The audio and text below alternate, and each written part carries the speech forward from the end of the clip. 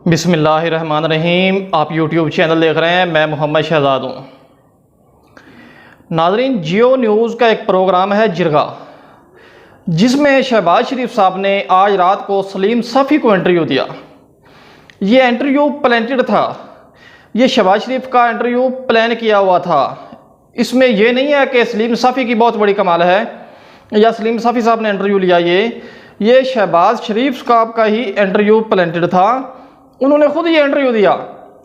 लेकिन उससे पहले इंटरव्यू में क्या कहा वो हम बाद में बात करेंगे। उससे पहले मैं ये कहना चाहता हूँ, ये एक इंतहाई करप्ट टोला है, इंतहाई करप्शन किया इन्होंने, मुल्क से डाका डाला है कौम के पैसे से, कौम का पैसा मनी लॉन्ड्रिंग किया इन्होंने। ये एक जरदारी गैंग है, एक नवाज शरीफ गैंग है। तो अब ये इतना कुछ करने के बावजूद ये रिलीफ मांग रहे हैं एस्टेब्लिशमेंट से।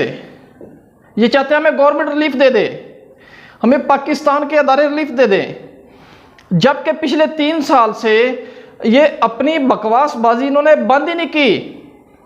पाकिस्तान के अदारों को इन्होंने टारगेट किया, बुरा भला कहा, फौज को गालियां दी। नवाज शरीफ ने लंदन में बैठ के फौज को गालियां दी पाकिस्तान की। तो अब ये किस मुंह से रिलीफ मांग रहे हैं, किस मुंह से ये घुटने टेक रहे हैं? ये सब लोग अगर अब बच गए तो पाकिस्तान को ये तबाह और बर्बाद करके रख देंगे। अब ही वक्त है इनके एहतसाब का, अब ही पाकिस्तान के अदारों को इनका एहतसाब करना चाहिए। इनको सजाएं मिलनी चाहिए जो इन्होंने पाकिस्तानी कौम का पैसा चुराया है, मनी लॉन्ड्रिंग की है, बाहर जाके बड़े बड़े महलात खड़े किए हैं, अपनी जायदादें बनाई है, अपने ऐशो आराम के लिए अब इन्होंने प्लान किया है। इनको तो सज़ा मिलनी चाहिए। अगर ये बच गए तो इन अदारों को कभी भी कौम माफ़ नहीं करेगी। बहरहाल इन अदारों की तरफ से इनको रिलीफ तो मुख्तलिफ वक्तों में मिलता आया है, अब भी मिल रहा है, लेकिन अदारों को चाहिए कि इनका पूरा एहतसाब करें।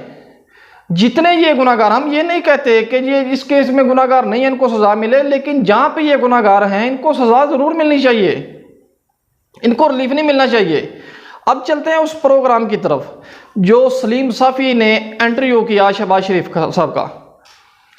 शहबाज शरीफ साहब अब घुटने टेकने पे आ गए हैं, मिन्नतें कर रहे हैं, तरले कर रहे हैं, हुकूमत के एस्टेब्लिशमेंट के तरले कर रहे हैं। वो चाहते हैं हमें कहीं से कोई एनआरओ मिल जाए, हमें कहीं से रिलीफ मिल जाए, हम बच जाएं, हम पाकिस्तान से भाग जाएं, चाहे हम बाहर ही जाके अपनी ज़िंदगी गुजारें, लेकिन हमें छोड़ दिया जाए। इस तरह की बातें की, इस तरह का प्रोपोगंडा था वो इंटरव्यू। अब उस इंटरव्यू में शहबाज शरीफ ने आपने क्या कहा, मैं आपको ये बताता हूँ। शहबाज शरीफ साहब ने, क्योंकि मरियम बीबी की और शहबाज शरीफ साहब की नाराज़गी चल रही है पिछले कई दिनों से, तो शहबाज शरीफ साहब ने मरियम बीबी को और नवाज शरीफ को मुखातब करते हुए कहा कि अगर मुशर्रफ दौर में नवाज शरीफ साहब ने जिला वतनी काटी है, मुल्क से बाहर रहे हैं, जिला वतन रहे हैं, तो मैं भी उनके साथ ही था, मैंने भी काटी है।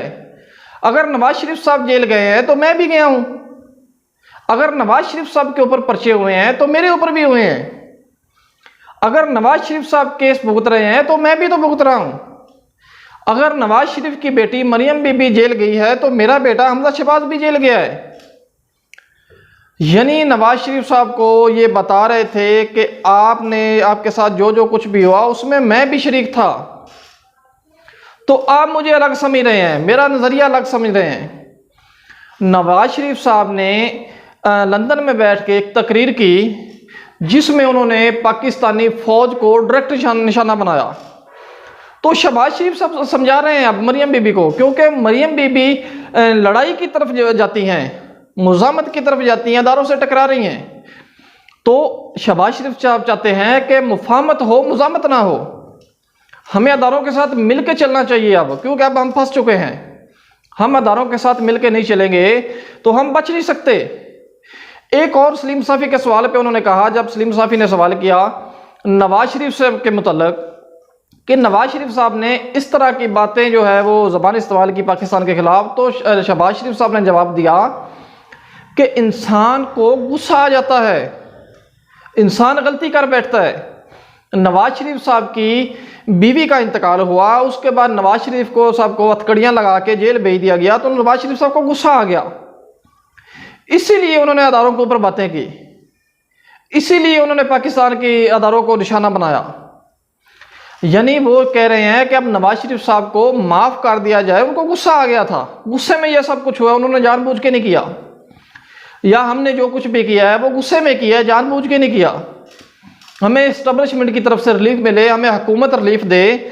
अब वो बल्कि ये भी कह रहे हैं कि हम हुकूमत के खिलाफ कुछ नहीं करेंगे, सड़कों पे नहीं निकलेंगे, हम कोई तरीक़ नहीं चलाएंगे, हम सिर्फ असम्बली में आराम से बैठेंगे और हुकूमत के ऊपर कुछ हद तक तनकीद करेंगे, जैसा कि अपोजिशन का काम होता है।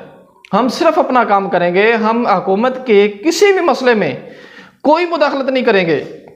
तो हुकूमत को चाहिए कि पिछली बातें भुला दे, 70 की दहाई को ना देखे, 80 की दहाई को ना देखे, उसके बाद यानी जितना भी वक्त गुजरा उसको भुला दे, हमारे साथ बैठ के हमारे मसले हल करे, हमें देखे, हमें सुने, उन सब चीज़ों को भुला दें। यानी वो सीधा सीधा कह रहे हैं कि हमें NRO दे